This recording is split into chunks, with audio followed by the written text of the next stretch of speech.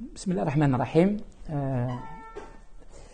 je نشكر ليميسيون صحة اللي عطاتني الفرصة باش نتكلم اليوم على الحالة اللي رانا نعيشوها اليوم. Donc, comme vous le savez, le constat est vraiment alarmant. La situation est plus que critique, puisque, comme vous le savez, à l'instar de tous les services de réanimation, nous sommes malheureusement confrontés au problème de gestion des malades qui arrivent, des malades contaminés qui arrivent de plus en plus dans les structures hospitalières et particulièrement en réanimation. Et ce que nous avons remarqué d'ores et déjà, qu'il y a beaucoup de formes graves qui, bien évidemment, ont besoin d'être hospitalisés, mais aussi et surtout d'être pris en charge dans les services de réanimation. Alors tout cela pour vous dire que la réanimation aujourd'hui, elle se trouve un peu donc dépassée, le personnel soignant est fatigué, il n'y a plus de lits de réanimation pour pouvoir prendre en charge ces malades.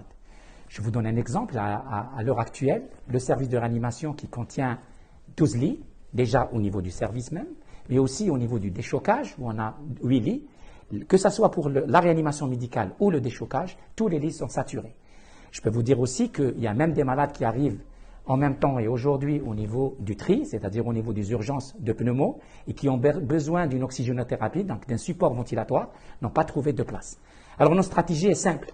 Nous avons essayé depuis longtemps de mobiliser beaucoup de lits de réanimation, et nous avons même dépassé le seuil, puisque nous avons décidé de mettre même des malades graves dans les structures conventionnelles où malheureusement le personnel qui se trouve au niveau par exemple de la médecine interne ou de la gastro ou de l'ORL ou aussi au niveau de l'endocrino n'est pas qualifié pour prendre en charge, mais nous essayons de travailler en étroite collaboration pour les aider.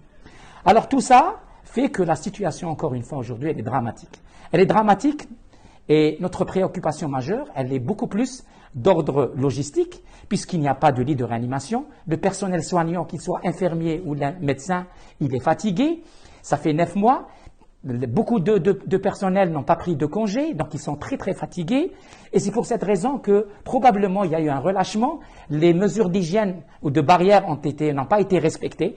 Et donc ceci a impacté sur bien évidemment la contamination du personnel. Aujourd'hui, on a beaucoup de personnel médical qui ont été contaminées, pas plus tard qu'hier, un médecin du service et un infirmier du service aussi, qui ont été contaminés. Évidemment, quand un collègue à nous est contaminé, évidemment, il ne peut pas travailler, donc on le libère. Donc c'est le personnel devient insuffisant et qui crée bien sûr, un ratio soignant-malade très très insuffisant. Permettez-moi de vous dire qu'aujourd'hui, les malades graves qui sont hospitalisés en réanimation, on avait la tendance au début d'hospitaliser les malades plus ou moins âgés, au-delà de 70 ans. Aujourd'hui, je peux vous dire que la moyenne d'âge, elle tourne autour de 55 à 60 ans. Évidemment aussi, il y a beaucoup de malades qui ont des comorbidités, mais ce que nous avons remarqué ces 3 semaines, c'est qu'il y a beaucoup de jeunes, et parfois des jeunes, qui n'ont pas de pathologie sous-jacente, n'ont pas de comorbidité.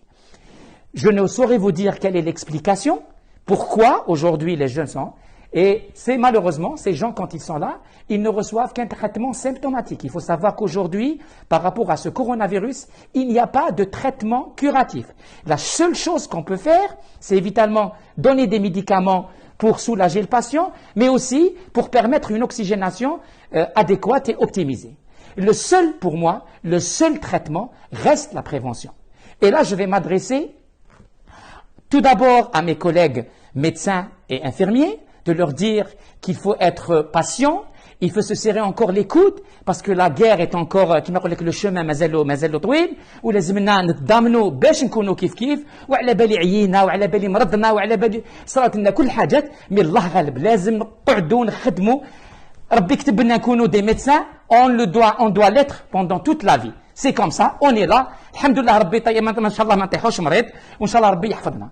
Deuxième message, je le lancerai à la population générale. نقول لهم يا ناس هذا اللي يقول لك انا عندي بصحتي والكورونا ما يدير والو وما كاش منها وغيرهم يهضروا برك يا ودي الكورونا راه يقتل الكوليرا يقتل. الا ما قتلكش انت باسكو ربي عطاك صحتك، راك انت تدخل الفيروس كي تخرج لبرا وما ديرش لابافيت وما تغسلش يديك وما ديرش لا ديستونساسيون، تخدر هذاك الفيروس بلا ما على بالك باسكو ما راك تسعل، ما عندك حمى وتشم، تدخل تديه لباباك وتديه ليماك، ومن بعد كي يمرض باباك ويماك تحوس تجيبه للسبيطار، السبيطار ما كاش البلاصه، ومن بعد باباك يكومبليكي يحوس على لا ريانيماسيون، لا ريانيماسيون ما كاش البلاصه، ما عندكش وين دير له الاكسجين وما عندكش وين توسبيطاليزيه. دونك هنايا بور موا الخلاصه، وسمحوا لي لازم نقولها لكم انا كرئيس مصلحه في الانعاش، نقول لكم عندكم زوج حاجات: او فو ريسبكتي لي ميزور باريير، دير الماسك وتغسل يديك ودير لا ديستونسياسيون بينك وتخلينا من هذيك التجمعات وتمسخير، سوا لازم لك الاكسجين ولازم لك